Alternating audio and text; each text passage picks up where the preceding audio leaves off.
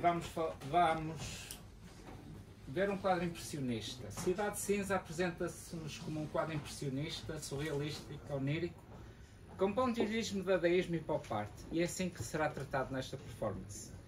Ouçam e fiquem somente com a impressão na vossa fugidia retina. Cidade Cinza.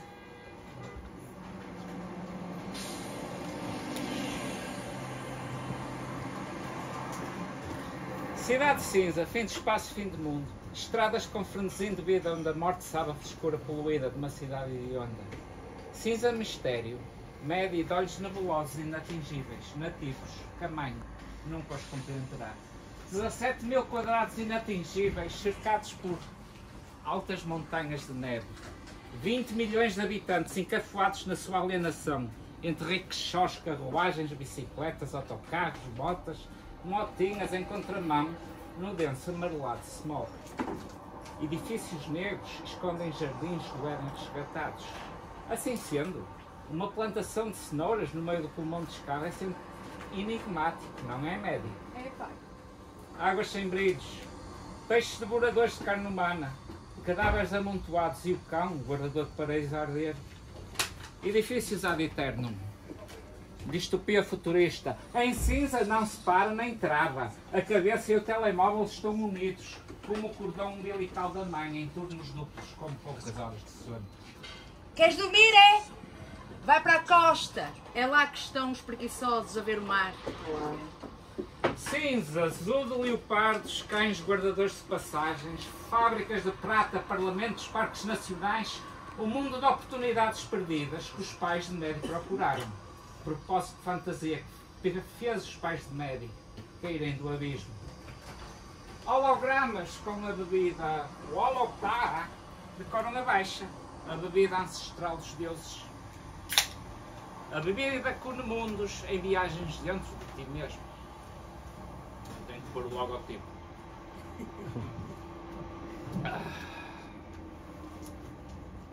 Universo, multiverso, tu estás fora ou estás dentro? És tu o universo? Ou que te rodeia anula, te dissolve, te contrai, te expande? Saíste de ti ou ficaste em ti, Médio? Não sei, papai. Perdidos em ruas infindáveis, casas tradicionais, assentes em lixo. A tradição assenta em lixo. A tradição era a natureza. Ao beber a poção mágica,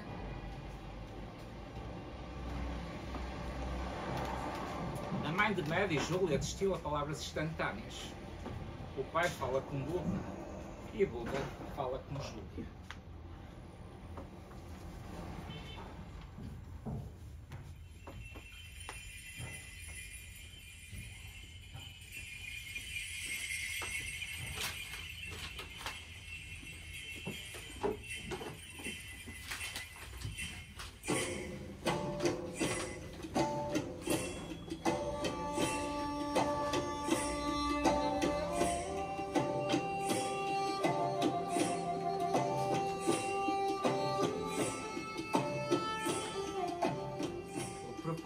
Não é ter, não é fazer, é ser. É deixar-se fluir. Não lutar é uma estranha forma de paz em cinza.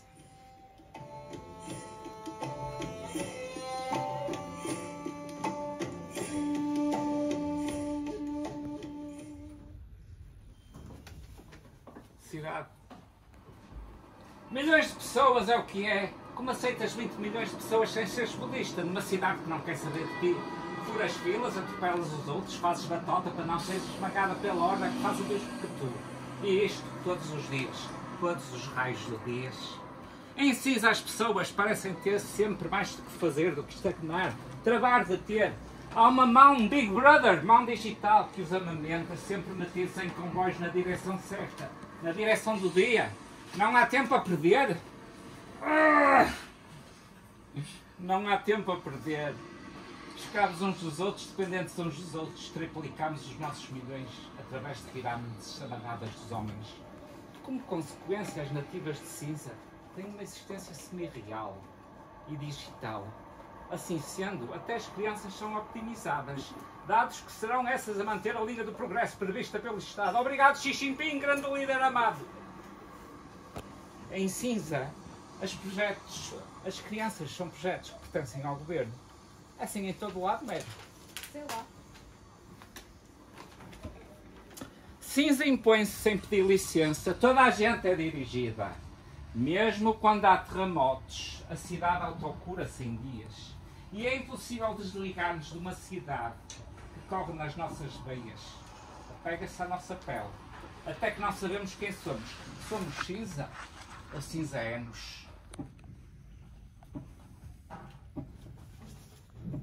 Ser nativo de cinza é dar sangue à cidade, é receber em troca as artérias e o motor de bombear o coração. E essa troca com a cidade dos gansos, onde as coisas más se deslocam em linhas retas e em poemas de jovens com nomes egípcios. Da cesta com fruta, fizemos um ninho vitamínico. Dormimos todos, uns com os outros com outras, tão urbanos que nunca tiramos a carta. Não esperávamos viver até dar vida. O espelho parecia a única reprodução possível. Quando trinco uma maçã, ela ainda emite sons do útero. O poema do ventre que Júlia ouviu grávida de Medi pelo futuro namorado e marido de nome Sete. Coincidências. São estas as coincidências de cinza que recebe de braços abertos com a senta nativa. Cinza nebulosa temerária cresce no ventre de Júlia, que passa a ser mãe cinza. Que medo, Júlia, que medo. Mas a cidade não ouve a mãe, imersa nos seus cérebros telemóveis umbilicais ligados ao corpo. Apenas limpar da neve a sonda com o seu bafo no seu ouvido direito. Nova realidade algo que a mãe não quer. Para que criar uma criança em cinza? Só há choro lancinante e sufocante. Para Júlia, os bebés não são flores. Mas os outros são. Não ouças o choro da tua Medi, Júlia, senão enlouqueces. Olha a tua Medi.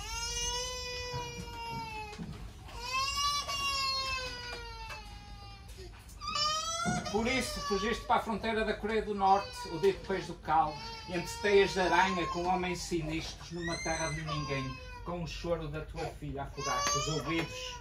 País do cal, a Coreia do Norte, é onde os camponeses comem raízes de plantas carnívoras, é onde os pássaros se suicidam. Pudera, não existe viva alma dos descampados prédios. Mas ainda assim, Júlia, longe no país de frio do cal, ainda ouve o choro lancinante de Medi. Porque Medi não tem os olhos limpos. Medi suga a energia matriarcal. Medi é uma vampira, por isso a mãe fugiu.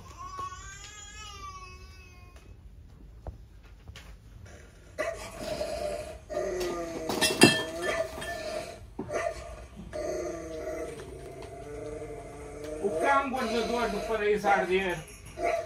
O jardim de cenouras, no meio do esterco do botão, existe nos olhos do cão, o anjo zeloso do paraíso. Sam deixou Medi entrar no seu jardim suspenso de cenouras através do cão. Os budistas aceitam que não se pode mudar o exterior, mas o interior. Viver com ferocidade é anti-budista.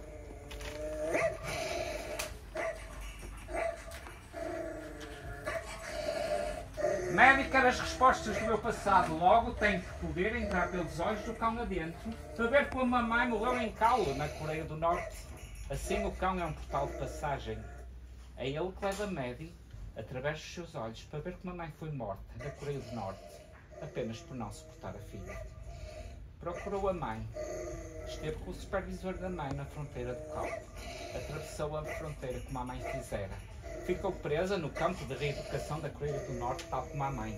A mãe morre numa cela imunda, violada, torturada. O Caulo que irrompe pelo campo, esmagando todos os prisioneiros, era Kim Jong-un, maldito gordo, diabético e sifílico.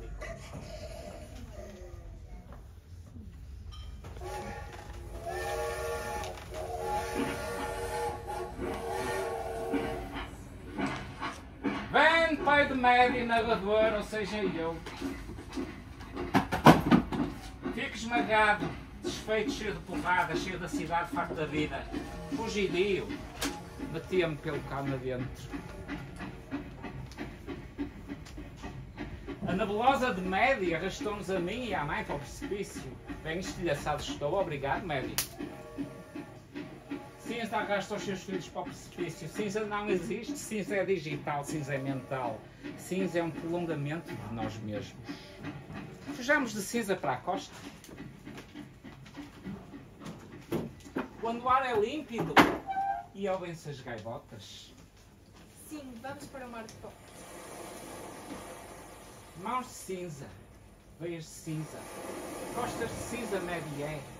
Mas o sangue é feito de mar e não cinza, não é, pai? Sim, Mary, mas o mar levou nas mãos e dissolve-as em areia de sangue de foca. De foca que comerás em foca. Que presságio, Mary, carne gordurosa de esquimó, sem tempo nem espaço definidos. Escuta, Mary, o mundo é belo, não é cinza digital. Sim, papá. O sol faz bem. Sim, papá. Em cinza trabalha-se, na costa vive-se. Sim, papá.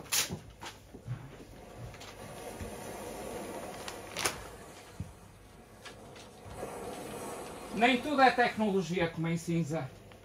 Não, papá. Tudo é areia desfazendo os meus dedos, misturada com o sangue de foca que comemos ontem. Será que tudo no nosso enredo é arte de um programa digital, pai? As pessoas veem-se e não se veem.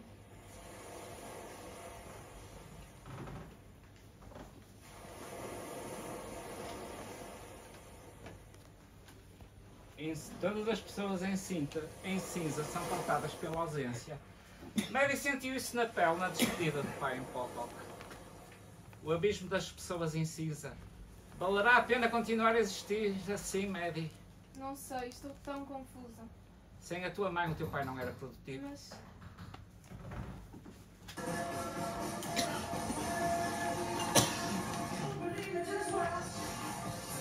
Tem que ser os outros, são assim.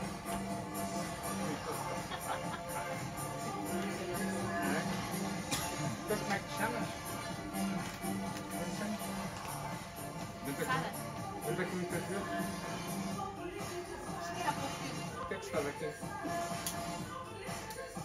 Isso é o que eu ando a tentar perceber. Ok.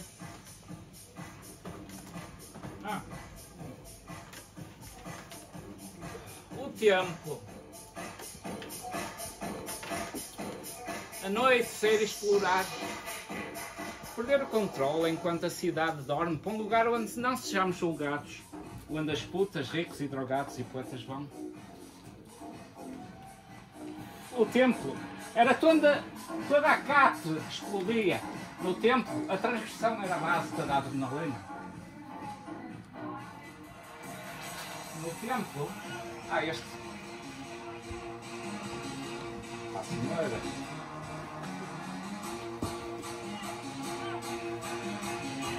Todos estão namorados, não é verdade?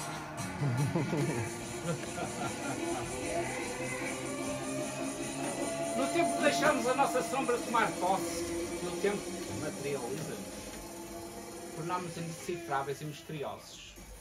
Tempo de sofrimento, tempo de sexo, tempo de droga. Capturas de poetisas imersas na nuvem alucinogénea. Revolução dos sentidos. No templo 7. Perdi-me. Onde é que estou? Perdi-me, médio. No tempo 7 não concilia trabalho e poesia. Apenas bebe e se alcooliza. Don't overthink, man. A irregularidade de cinza eram os seus maiores deleites, tal como pular de um namorado para outro perante a passividade dos dois. Maddie deixa os lábios de sangue. As tatuagens fluem pelas pernas. Mas Sam incendiou o tempo. Sete a salvou. Logo Maddie casa com Sete, que engravida para gerar uma flor. Alexander Search. O grande Alexander Search. Black clothes with a song called Waltzing Matilda. Sam e Seth, os namorados de Maddie.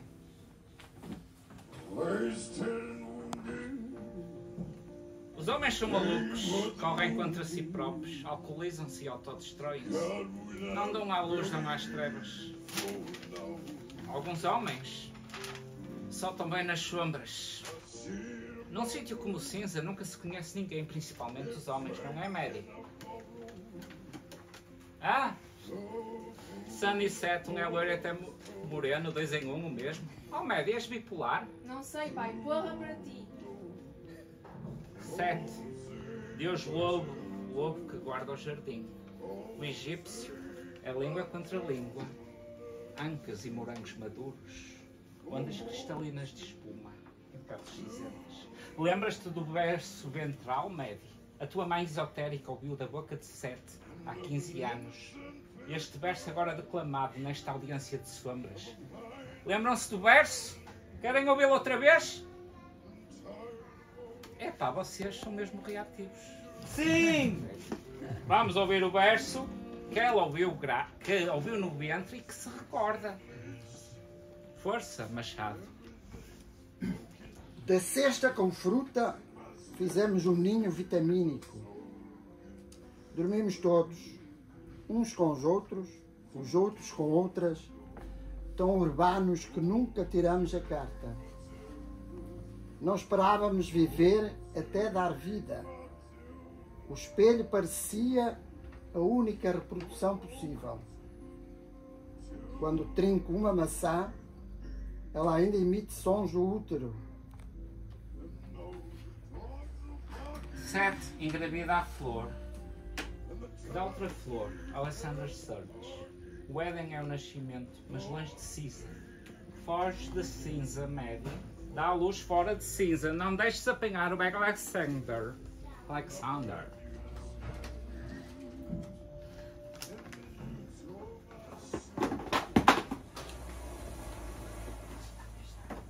Cinza oprime Alexander Search e Maddie, futuro filho e pai de Seth. A flor neto da jardineira Júlia, ainda com idade negativa, não nascerá em cinza.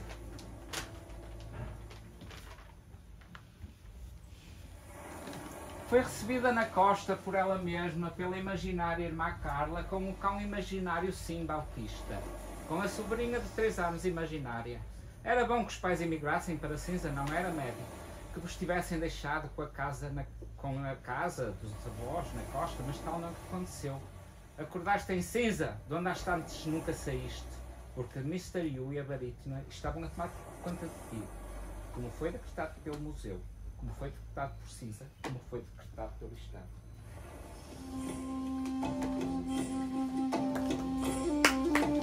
Calma! Agora é que acorda.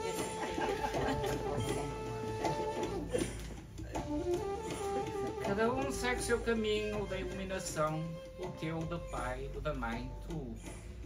Quem raios disse isso? Cristo, Buda, Confúcio, Clint Eastwood, Pep, Toy? As pessoas adaptam-se, Maddie. Basta ser budista. Deseja apenas aquilo que tens. Calma! A minha mãe morreu na prisão. O meu pai, sei lá, fugiu?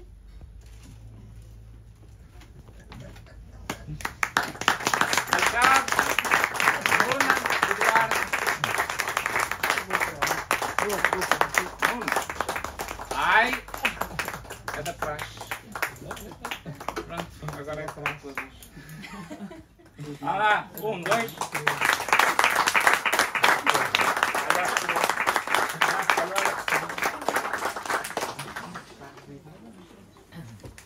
Eu sou uma participante tão surpreendida como vocês, porque eu não sabia qual ia ser a performance. Deram-me aqui umas indicações de última hora.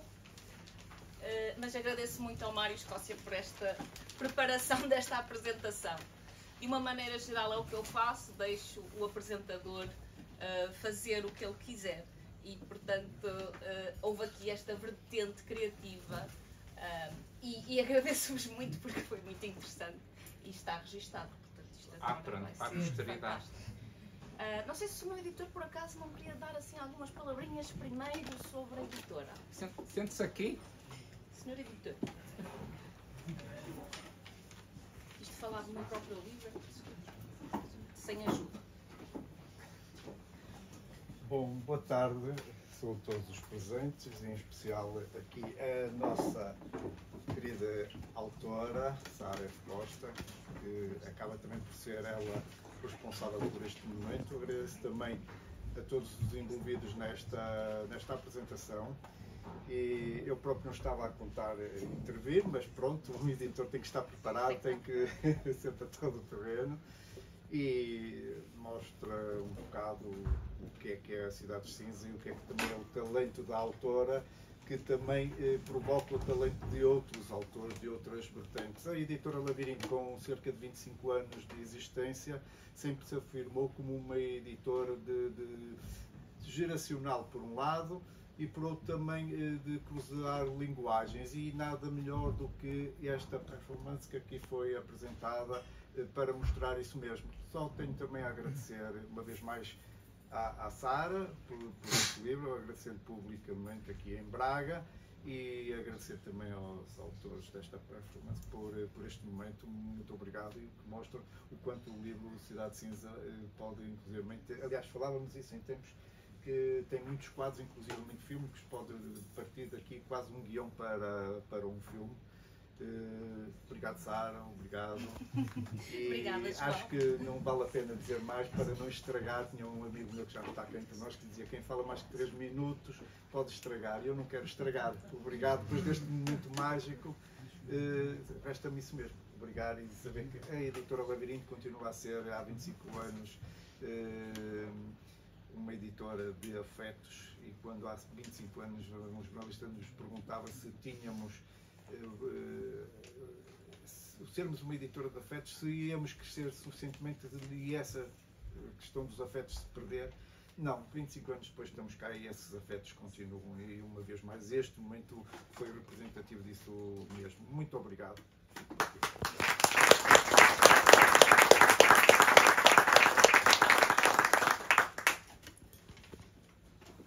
Agora dialoga com a autora.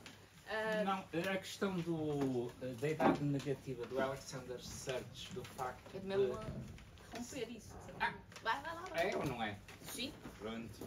A questão de quando ela, não sei se foi um penalti com o set que teve o Alexander Serge, não sei se a personagem não foi planeado, e ela pôs-se a pensar: ele está em idade negativa, mas ele tem direito de existir. Será que é uma compensação minha? Será que não?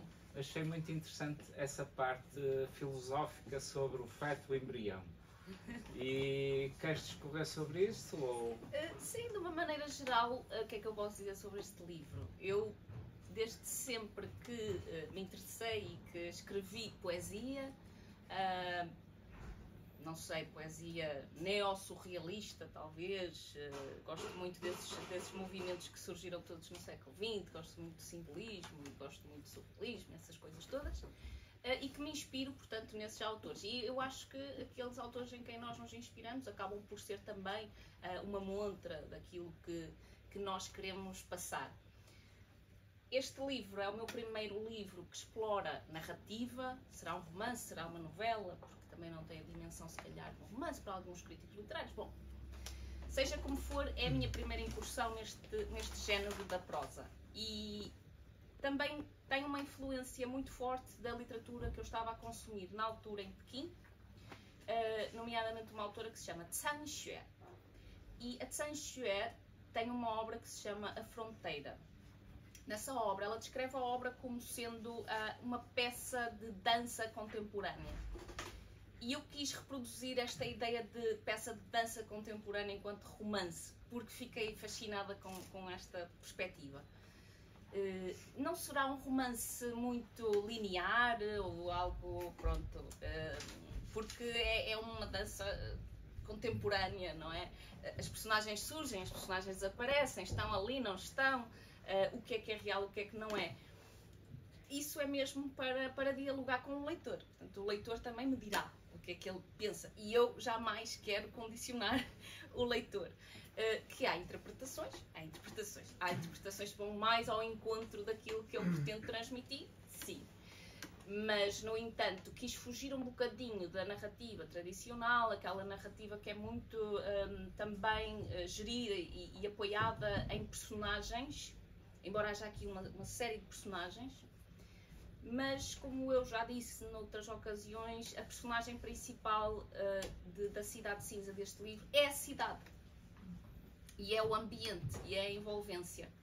Mais do que tirarmos lições de moral, ou filosóficas, ou políticas, ou seja o que for. Portanto, é essa a experiência, é uma experiência atmosférica que eu tentei transmitir através do livro, que provavelmente será uma leitura confusa, Posso... força. Quem ler a primeira vez de relance é um quadro impressionista.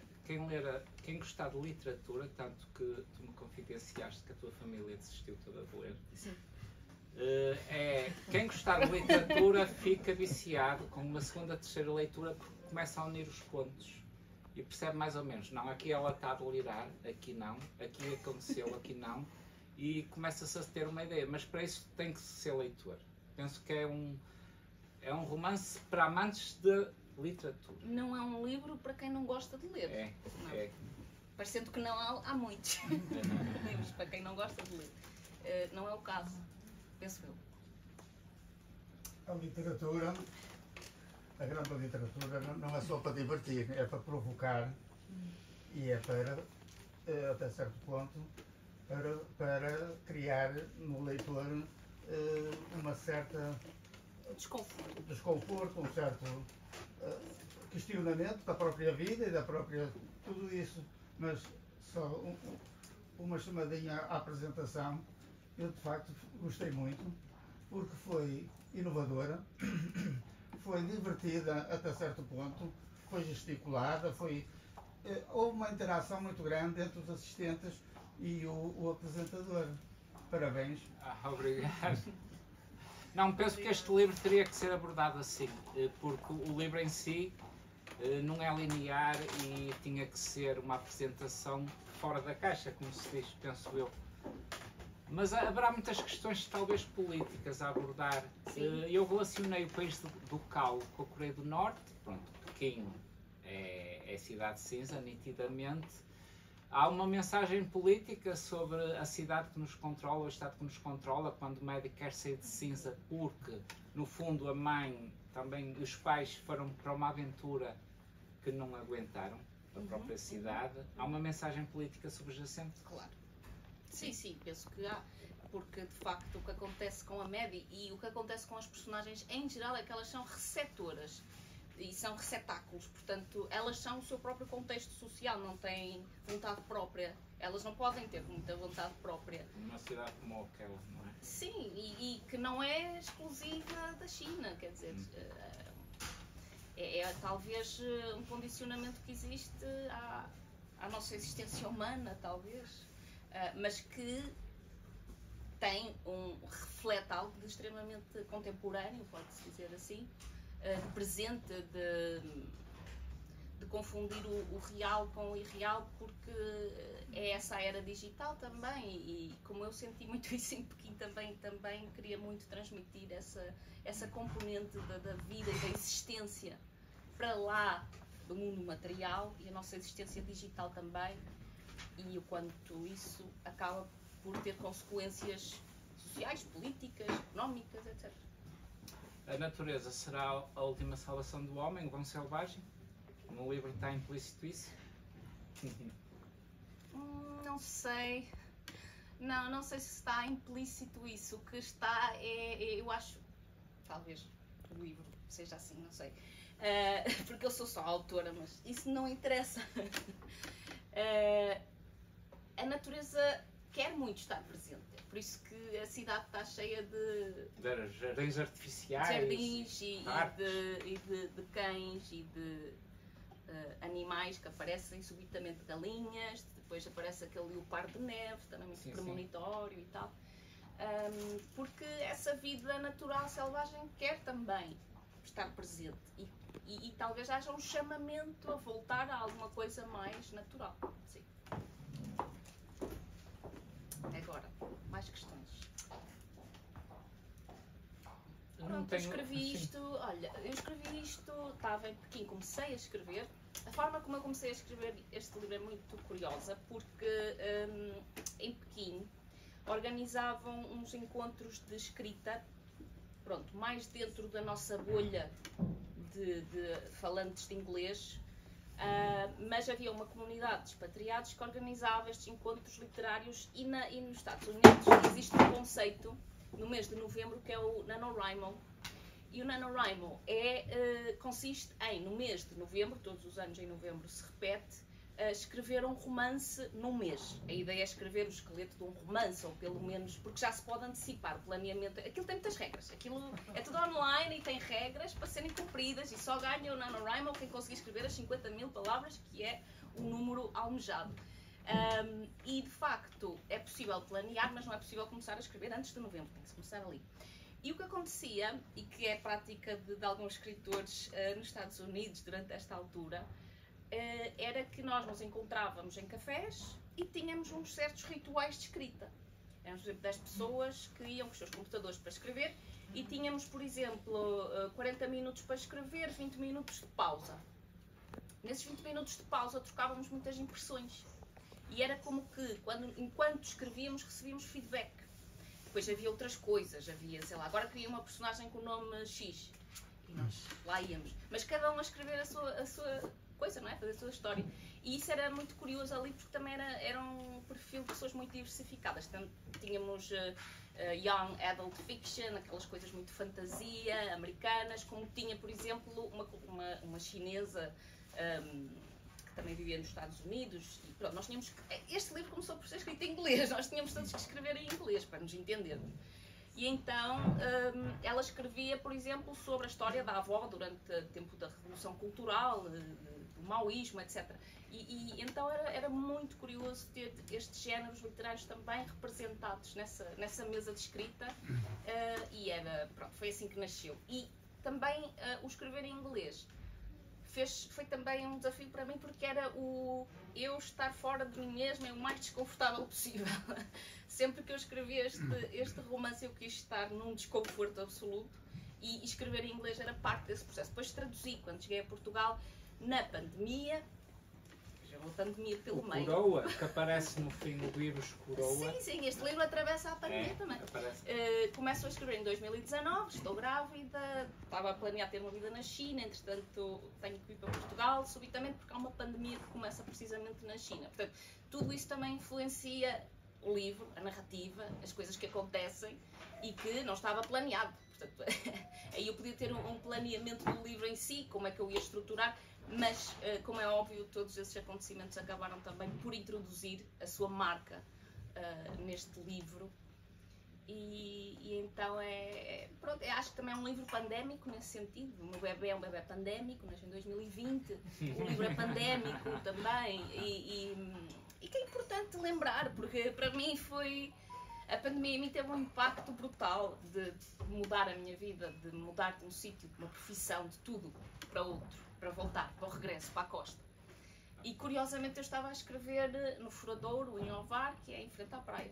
Portanto, tive as duas dimensões muito depressa. Tive a dimensão da cidade urbana extremamente ruidosa, frenética, etc. E depois tive a parte de escrever o livro com ninguém na rua, porque estava tudo de quarentena e não sei o quê, sem ninguém, sem nada, e só eu perante o mar. Portanto, tive estas duas dimensões.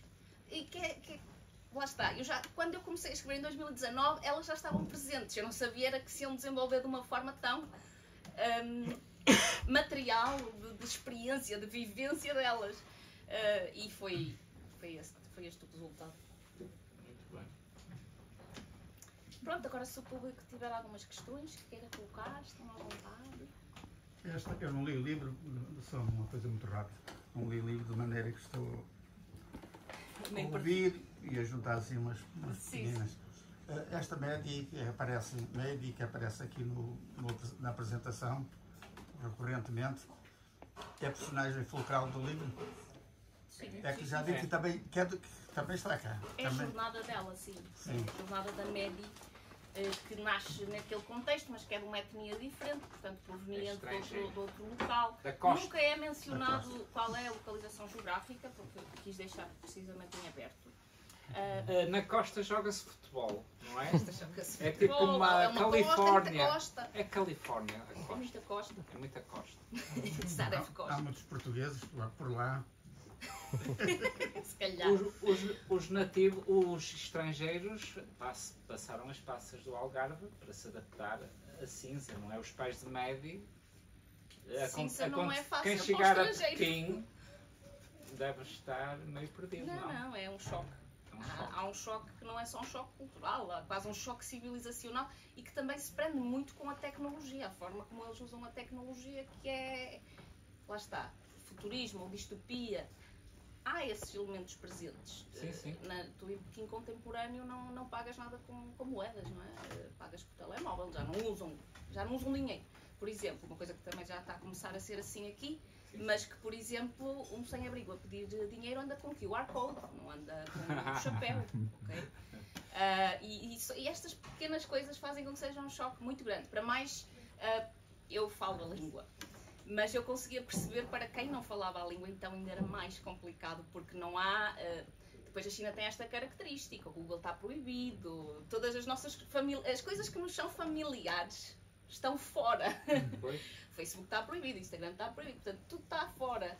E o que nós temos de fazer enquanto estrangeiros é adaptar-nos, temos que ter o próprio Google do que o governo chinês desenvolveu. Portanto, o Baidu Maps acaba por ter o Google Maps. Se as pessoas querem orientar-se, têm que saber mandarim para compreenderem como é que se mexe naquilo. Por exemplo, a noção do tempo, eu tive a ideia que existe um sítio assim, onde pode-se extravasar dentro daqueles limites.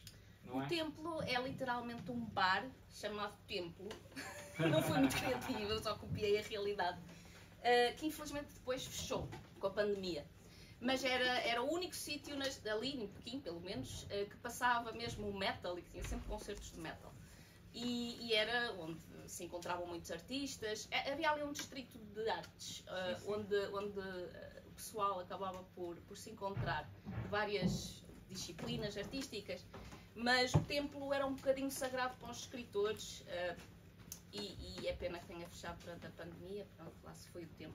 Mas o próprio nome templo e ser um bar em simultâneo, sim, dá essa noção de que ser subserviente é uma coisa que não é algo que vá ser criativo. Portanto, quem é criativo tem que ser ao contrário, tem que conseguir subverter. Outra questão, a optimização das crianças que ficavam sozinhas, entregue a si mesmas para se safarem, é recorrente lá.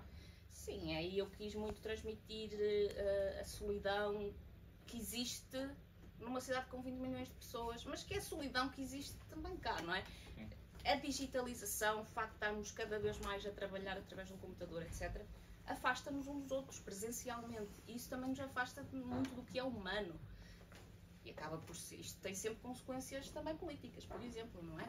Há menos filiação entre as pessoas, há menos grupos que se criam, há menos solidariedade, há um isolamento total que tem a ver também com o sistema capitalista, que eu quis muito realçar. Que é o chinês e que impera em todo o mundo. Sim, portanto... Poderá-se dizer... Sistema económico neoliberal com há diferenças. uma capa comunista, conservadora... Não, Sim.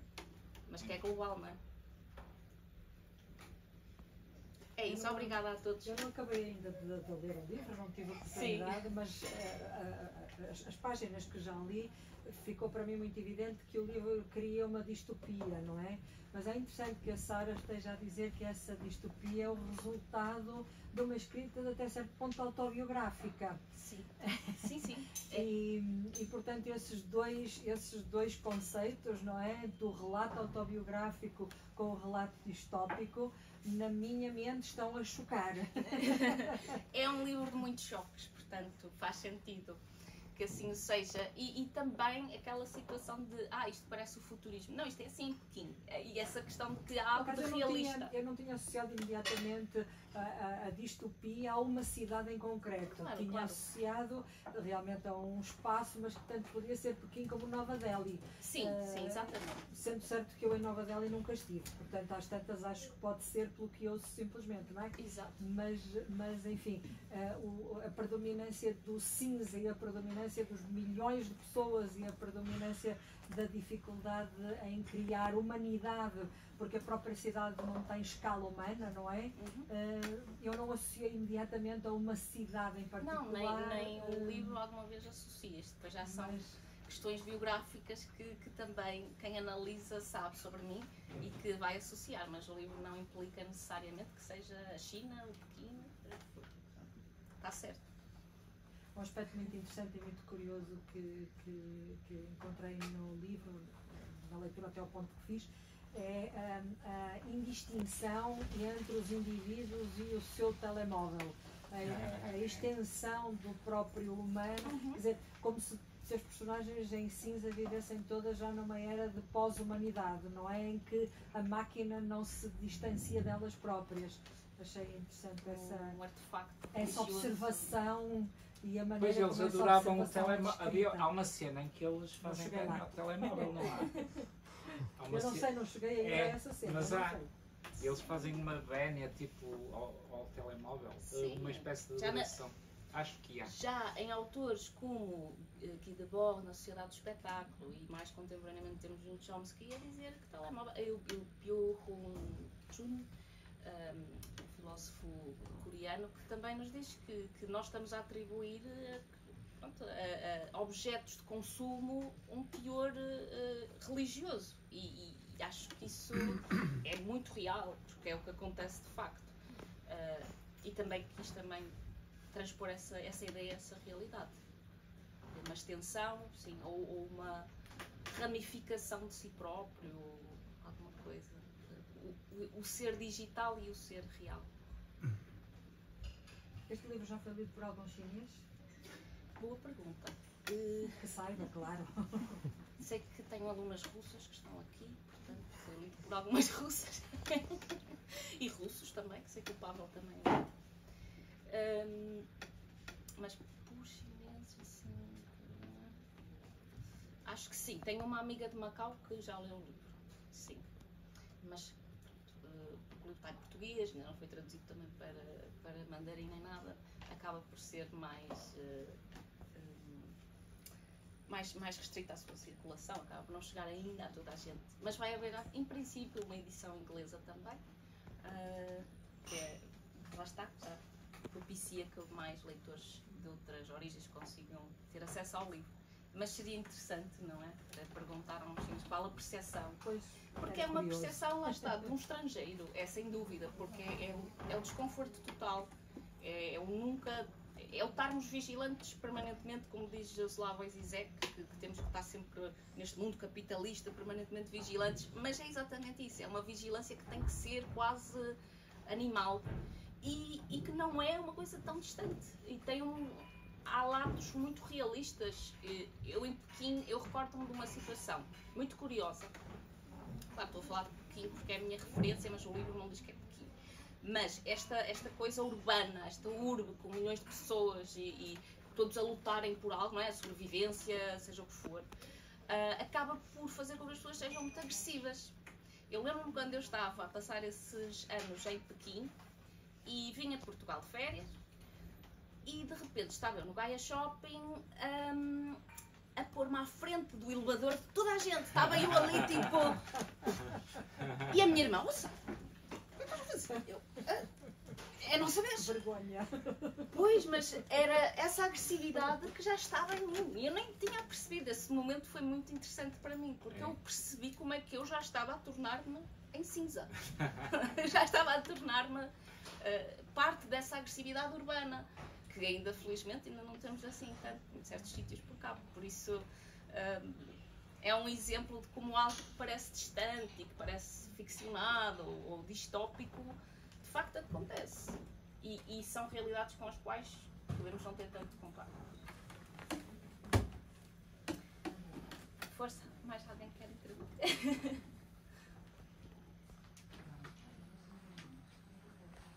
Então, pronto, dou por encerrado. Obrigada, professora, e obrigada a todos por terem vindo. Amigos, obrigada. E espero que gostem da leitura e que tenham sido aqui também dadas algumas chaves para compreender o livro. Compreendo que também seja necessário. Obrigada por terem vindo.